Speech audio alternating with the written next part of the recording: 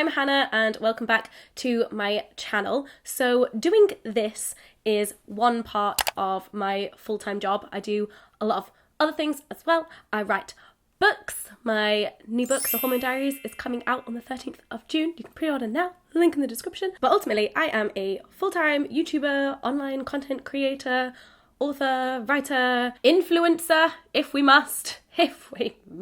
I do all of that for myself on my own for the most part, except I have an editor, obviously. Hi, Ariel.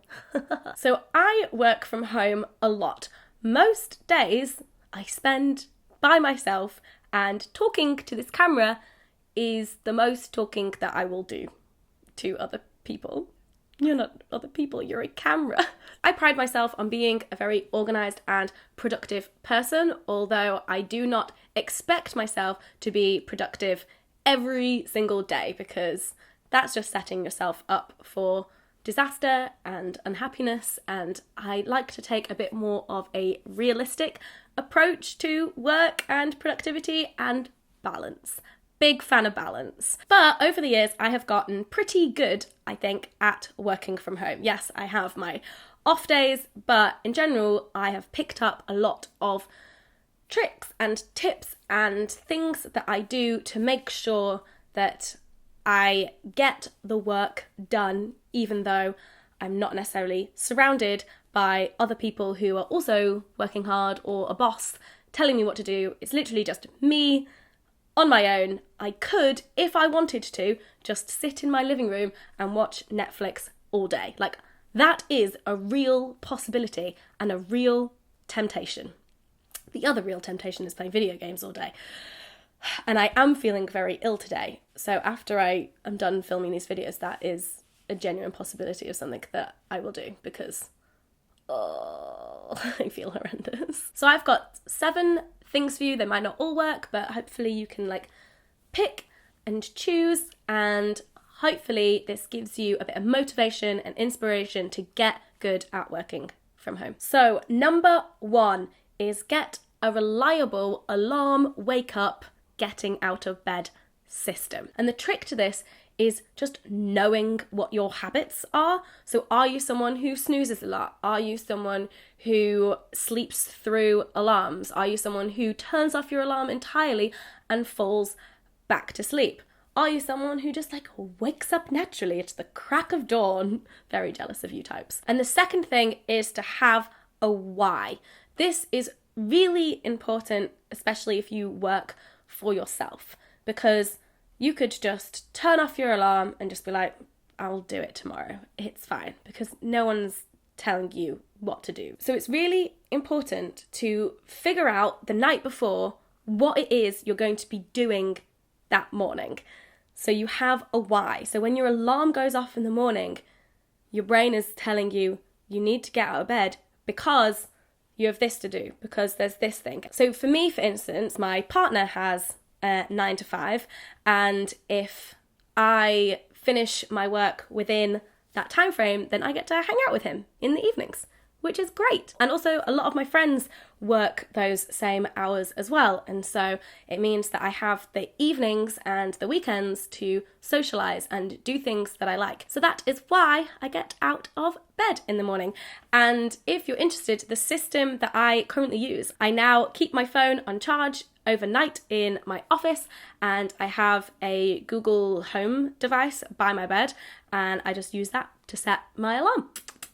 Number 2 is get dressed. I spent so much time in my early YouTubing freelance days of just working all day in my pajamas, and I was definitely not as productive then as I am now, and it just doesn't put you in the right mindset. By all means, wear comfy clothes, but just not your pajamas or whatever you slept in. It's all about getting yourself in a mindset of I am working, and what you are wearing is a big part of that. Number 3, kind of similar, but work in a different place to where you sleep. And again, it's about that separation of sleep, pleasure, downtime, non-work time to work time. So before we moved into this place, I would always work at the kitchen table. That was my office. And now I have like a dedicated room to where I work, and I love it. It just really helps me be like, oh, this is the room that I work in. But yours could be anywhere. Yours could be your kitchen, yours could be your sofa. But I just please, I just highly recommend, don't work from your bed. Number 4, take a lunch break. If you're working in an office, you should get the opportunity to take an hour for lunch, where you can leave the office and grab a bite to eat, or take whatever you brought to the office out of the fridge and eat that at your desk and watch YouTube videos for an hour, or whatever it is that you want to do on your lunch break. And if you're working from home, do the same thing. For me, taking a lunch break is a great way to break up what I'm doing, have a break. I am sat down so much. So lunch break and making myself some food or reheating some leftovers, whatever it is one of the only times I stand up during the day when I'm working from home.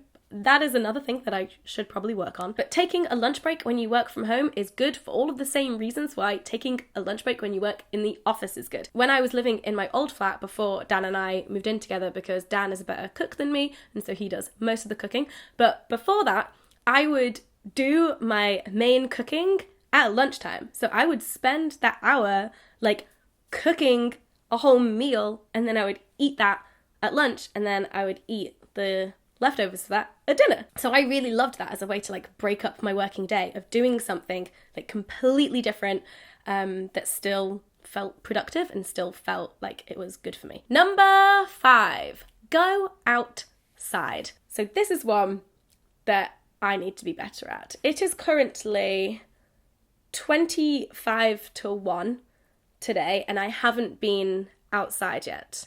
I also haven't eaten yet. Oh God, I'm great at taking my own advice. I am clearly an example of how easy it is to fall into the trap of just not leaving the house ever if you work from home. So whatever it is, like just go for a walk around your area. Maybe as part of your exercise routine, you go for a run in the morning. That is usually one of the only ways that I get outside during the day, is if I went for a run that morning. But yeah, I very much know how claustrophobic I can feel, but it only comes crashing down on me at the end of the day. Like suddenly at the end of the day, I kind of go a bit mad, and I'm just like, oh my God, I need to get outside. Even if I was like super productive and like had a really solid work day, if I hadn't been outside, I would just kind of feel a bit sad and low and just a bit gluggy. I know for me it's important to get outside, and I kind of feel like it would be for most people. Number 6, this isn't something that I've always done, and I've kind of adopted a new method of this recently, and it's really working. And that is calendar blocking, or like assigning time to tasks. And this is something that you can do working at home or not, but just because I feel like it's easier to kind of fall off the work and get distracted and procrastinate when you're working from home, I think it's even more useful and valuable if you're working from home. So the way that I used to do this was, instead of just having a big old to-do list, my to-do list was in my calendar, but it would be like an all-day event. And so I could see at the top of the day, like all of the tasks that I had to do that day. So I still kind of do that, but what I now do is I'll take those tasks and assign an actual time for it. So it appears on my calendar like it would an appointment of like, you have to be here. So like for today, I'm filming 3 videos today. So it was like, film this video, film this video, film this video. And that was like all just like blocked out in my calendar as if it was a meeting or something. The first week that I tried that, I noticed instantly that I was procrastinating less, because I would look at my calendar and my calendar would be like, you're supposed to be doing this. And I'd be like, oh, okay, I'll do that then. It kind of gave me this motivation of like, I need to stay on track because I've got like X, Y, Z to do. And it also helped me be more realistic about how long certain tasks take me. One of the especially useful things of this method for me was that I used to be really bad with email. Like I would just always have my email tab open. And then anytime an email would come in and I would see like a 1 go, like as an unread email, I would like immediately stop whatever it was I was doing and like check the email. And that was stupid. Don't do that, because it breaks up your workflow. And I would do this for years. And I was like, why am I being really productive? And I would always just be like, email, an email, So now what I do is I'll check my email and I'll answer emails like at 2 different points in the day. And I can block that in my calendar of like, for this hour you're doing emails, and then at this hour you're doing emails. And then when I'm not doing emails, I close that tab and I don't even think about it. I'm like, no. I still obviously get back to people in a timely manner, but I'm not doing that at the expense of breaking up other tasks that I'm doing and breaking up my focus. Anyway, so that was a little email tangent. I love talking about emails. If anyone wants to talk about emails, like, let me know. Talk about emails in the comments. So yes, calendar blocking. I don't do it for everything and every day, but like if I've got a particularly busy week and I have like my big to-do list of everything that I have to do, I will then go and like assign it to different days and different times.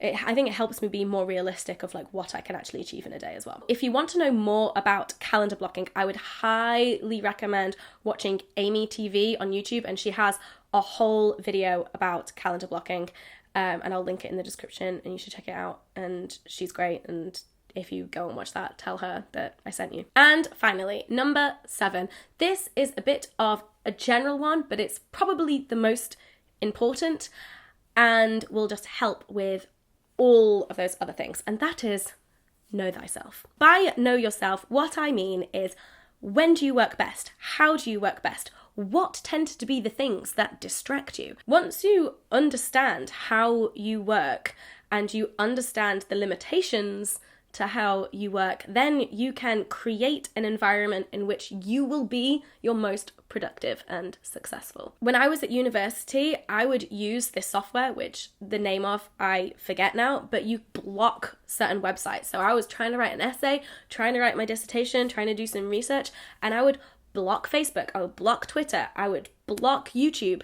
And then I started using LinkedIn, and I was like, it's fine, I can be on LinkedIn because it's like professional and it will like help me with my career.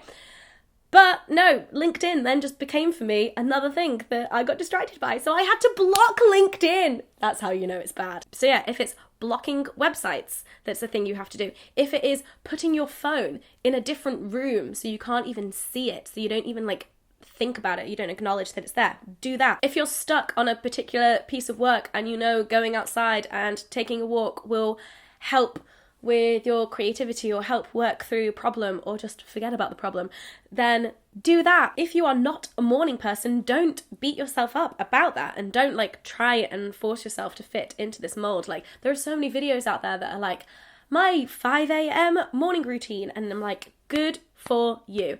But if you are someone who wakes up about 9 and then maybe starts work about 11 but finishes work at like 7, 8 p.m. or whatever, like, great, do that. Also, if you're working from home and you like get all of your work done for the day and you haven't done a full 8 hours, great, good for you. Go and enjoy yourself. One of the amazing things about working from home is that you are not limited by office rules. Says the girl who still wakes up at 7:30 and does like a 10 till 6. But I know that that is what works for me. And it all comes back to my first point of what is your why?